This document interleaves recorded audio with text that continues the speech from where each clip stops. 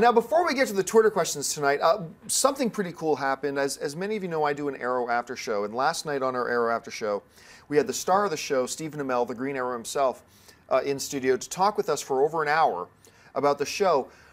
But why that's interesting for us here today on Movie Talk is that we got into a little bit about the Warner Brothers announcement, the concept of the DC cinematic universe versus the DC television universe, and what his thoughts were on all that. And I want to share with you Stephen Amell's comments, and we're going to discuss them here for a minute. So here, check it out. This is about 3 or 4 minutes long, but here's Stephen Amell comments on the cinematic universe of Warner Brothers and the announcement in its entirety for that. So here, check it out.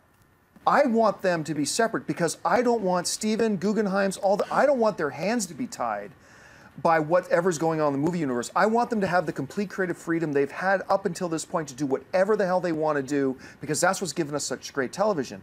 But what, as the performer in it, what is your take on all that? Oh boy. Are we live?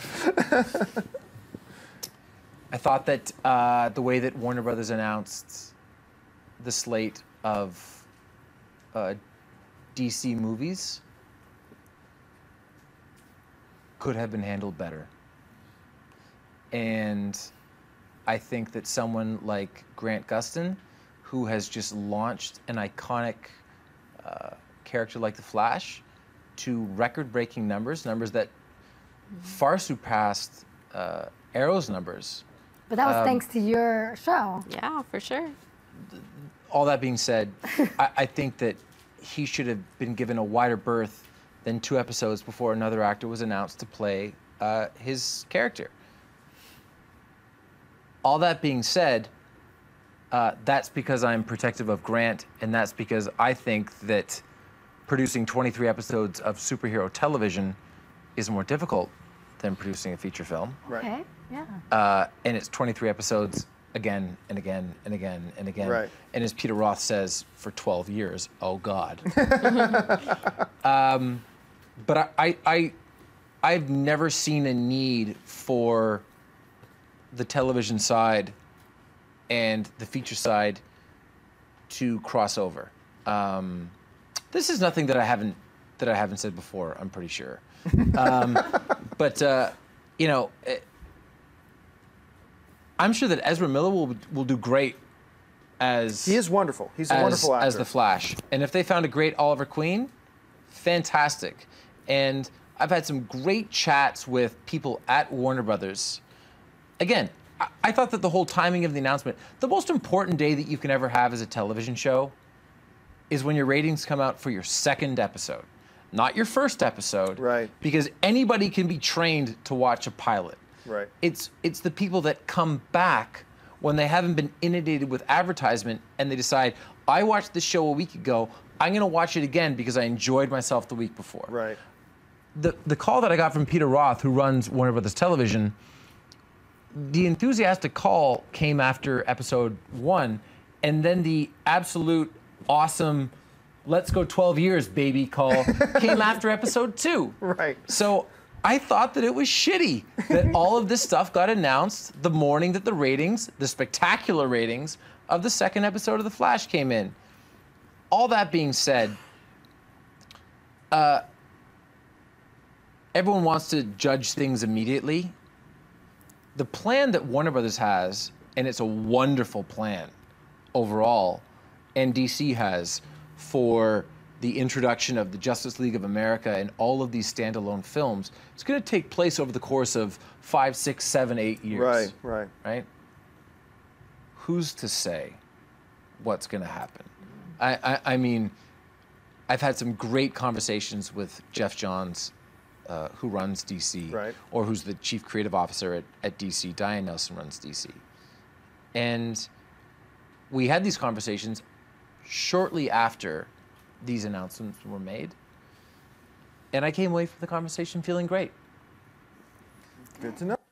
All right, so a couple things stand out to me about that conversation talking about the DC Cinematic Universe. Number one, I disagree with Stephen. I don't think one season of television is harder to make than a feature film. That's just me. But one of the things he brings up in talking about, you know, the timing of announcing the new Flash, just on when the 2nd episode of the television Flash comes out, That kind of suggests to me, although Stephen wasn't saying this, I'm just inferring this, that there's a little bit of a disconnect at Warner Brothers between their television and their movie universes, and between the creative departments of the two things. It seems like the left hand isn't talking to the right hand very much, which just kind of reaffirms to me that they don't have a lot of plans to cross them over. I thought it was interesting. He said, some people on the television side, himself included, had issues with that Warner Brothers announcement about the full lineup. But then near the end, he says, look, I talked to Jeff Johns.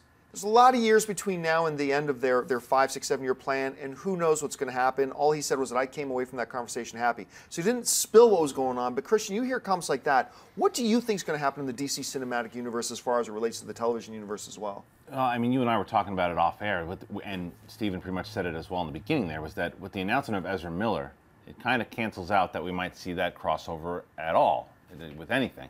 And if it doesn't, then it looks sloppy, because if you didn't do it there, why are you going to do it with Stephen and make it just becomes odd and confusing for fans. And I've always been on the opposite side of, I think, everybody at this table. I thought it should be in a shared universe with cinematic and TV, because I think for a guy like Stephen, who the fans have obviously embraced as well, and I understand your points to where you want to separate the two, but don't you think it would be cool in the DC cinematic universe if if he was the Green Arrow and he popped up because of what he's done with the character, and he pops up in the cinematic universe as the character that you really love, as opposed to somebody let's say they don't get somebody that's great as Green Arrow, and you say he's not as good as Stephen. You're going to compare him regardless in your head, even if you don't think it cares that much. You will have that thought, and I just think you could have eliminated that thought. No, I don't think that. You don't think so? I really don't. Think you're ever going to compare the two when you're watching? No, you know why? Because they're both going to live in such different worlds. Like the world we're getting in the DC movies is temperature and tone-wise is a very different universe and a very different world than the world that I watch on television every week. And therefore, when you pop somebody into that movie universe, it's going to be, the contexts are so different, right? So it's going to be difficult. Now, I'm not saying other people won't say exactly what it is you're bringing up. I think there are going to be people that feel that way. I know that for myself, though, it's not the case. Dennis? I think I will. If there's Green Arrow in the Justice League or later down on the line in DC movies, I will compare the two. I'm not caught up on Arrow, but I've seen 6 or 7 episodes, and I like it, and I like Stephen Amell as that character. The question is, when are they going to bring that character into the universe? Because if it is later on, maybe it's a possibility that they bring him over. Even, let's say, Arrow's done as a television show, and they just bring him in, even if it's not the exact same character, and he's just an actor playing that character, that could work. But if they want to bring it in a few years from now, I'm pretty sure Arrow's still going to be on the air, and then that's kind of where it gets a little tricky, because then he's on the TV show and on the movie, and then those universes don't really connect. What about, as some people online have suggested, what about a Crisis kind of storyline? What about a multiple Earths kind of storyline where realities get crossed and you get television and movie? They're actually 2 separate universes they cross. Is that too confusing? I know the comic book fans would love it, but is that too much? For mass audiences, yeah. For comic book fans, no, because they'll get what's going on. But someone who just going to check it out, wait, what? Are we watching Interstellar again? What's going on? So you know what I mean? It's a matter of you got to keep it simple, especially when you're establishing a universe, whether it be your DC universe, TV universe, or your cinema. You've got to keep it simple in the beginning, because it's a build, as we've seen in the past with what Iron Man ultimately did for the Marvel universe. We're hoping Man of Steel does that for DC. I cannot wait for Suicide Squad and the other ones, but you got to build.